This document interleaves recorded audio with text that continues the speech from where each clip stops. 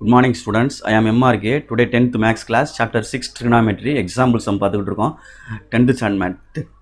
10th standard maths, okay, example 6.4. left hand side what is given, left hand side என்ன கொடுத்துருக்கு அப்படின்றத நம்ம எழுதிக்கிருவோம். secant theta minus cos thetaன்னு கொடுத்துருக்கு. cos ரைட்டில் வந்து tan into secant sin thetaன்னு ப்ரூவ் பண்ண சொல்லியிருக்கு. ஓகே, secant thetaன்னா என்ன வரும்? 1 by cos theta, இதுதான் formula. 1 by cos theta minus இங்கிட்ட என்ன கிடையாது தம்பி, cos theta. அப்போ இதை கிராஸ் மல்டிப்ளை பண்ணோம்னா 1 மைனஸ் cos ஸ்கொயர் தீட்டான்னு வந்துடும், ஹோல் டிவைடட் பை என்ன வந்துடும், cos theta அப்படின்னு வந்துடும். அப்போ 1 மைனஸ் cos ஸ்கொயர் தீட்டா அப்படின்னா sin ஸ்கொயர் தீட்டா அப்படின்னு ஃபார்முலா. பை கீழே டினாமினேட்டர் என்ன இருக்குது, cos theta.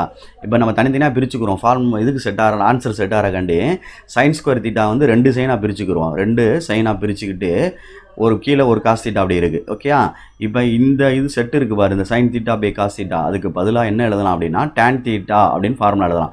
இன்ட்டு மிச்சம் ரிமைனிங் என்ன இருக்குது, sin theta. ரைட் ஹேண்ட் சைடை கம்பேர் பண்ணி பாரு. ஓகே, செட் ஆயிடுச்சா? ஓகே, ரைட் ஹேண்ட் சைடு, அவ்வளோதான். That is proof. Okay, good students, thank you.